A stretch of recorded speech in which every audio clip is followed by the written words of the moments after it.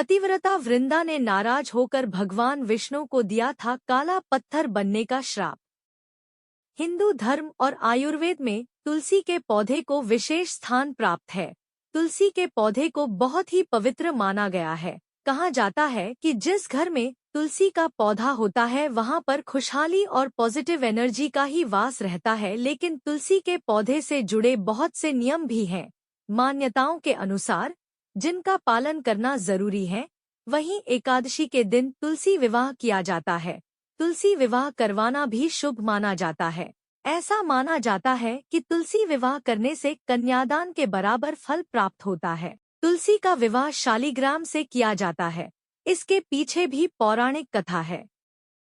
पौराणिक कथा के अनुसार माता तुलसी ने भगवान विष्णु को नाराज होकर श्राप दिया था कि तुम काला पत्थर बन जाओगे। इसी श्राप से मुक्ति पाने के लिए विष्णु जी ने शालिग्राम पत्थर के रूप में अवतार लिया था। शालिग्राम को भगवान विष्णु का अवतार माना जाता है और तुलसी को माँ लक्ष्मी का अवतार माना जाता है। माना जाता है कि माँ तुलसी की पूजा करने से घर में सुख शांति बनी रहती है। लेकिन तुलसी माँ भगवान विष्णु से नाराज क्यों हुई थी? भगवान विष्णु से नाराज हो गई थी तुलसी माता। हिंदू धर्म की मान्यताओं के अनुसार तुलसी को वृंदा भी कहा जाता है। वृंदा एक कन्या थी जिसका विवाह समुद्र मंथन से उत्पन्न हुए जलंधर नाम के राक्षस से करवाया गया था। वृंदा भगवान विष्णु की भक्त के साथ एक पतिव्रता स्त्री भी थी।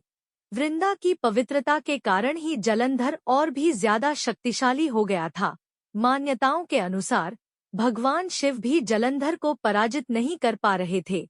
महादेव के अलावा तमाम देवताओं ने जलंधर को हराने का पूरा प्रयास किया लेकिन कोई कामयाब नहीं हुआ। देवों ने मिलकर भगवान विष्णु से इस बारे में प्रार्थना की। भगवान विष्णु ने जलंधर का भेष धारण किया और पतिव्रता स्त्री वृंदा की पवित्रता नष्ट कर दी। वृंदा की पवित्रता समाप्त होते ही जलंधर की ताकत भी खत्म हो गई और भगवान शिव ने जलंधर का वध कर दिया।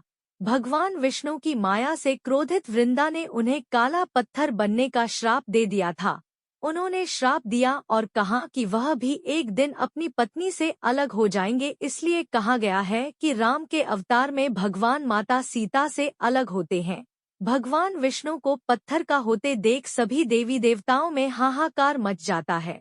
माता लक्ष्मी ने वृंदा से प्रार्थना की। इसके बाद वृंदा ने जगत कल्याण के लिए अपना श्राप वापस लिया और खुद जलंधर के साथ सती हो गई।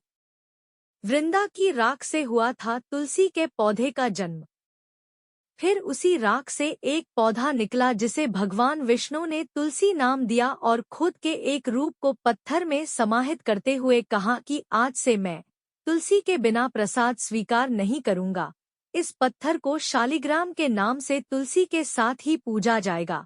इसी वजह से कार्तिक मास में तुलसी जी का शालिग्राम के साथ विवाह भी किया जाता है। जो लोग तुलसी विवाह करवाते हैं उनको वैवाहिक सुख मिलता है। देव उठनी एकादशी पर केवल तुलसी विवाह ही नहीं होता है बल्कि इस दिन व्रत रखने से विवाह में आ रही सारी रुकावटें भी दूर होती हैं और शुभ विवाह का योग जल्दी ही बन जाता है। तुलसी को धार्मिक अनुष्ठानों में विशेष महत्व दिया गया है। यज्ञ, हवन, पूजन, कर्मकांड, साधना और उपासना आदि में तुलसी का इस्तेमाल पवित्र भोग, प्रसाद आदि के रूप में किया जाता है। भगवान के चरणामृत में भी तुलसी का उपयोग किया जाता है। अब तो आप जान गए होंगे कि तुलसी का विवाह शालिग्राम पत्थर से क्यों किया जाता है। तुलसी विवाह वाले दिन अगर आपके घर में तुलसी है तो उसे हार श्रृंगार करके जरूर सजाएं। दोस्तों, अगर आपको ये वीडियो पसंद आया हो तो हमारे वीडियो को लाइक करें और चैनल को सब्सक्राइब जरूर करें। हर हर महादेव।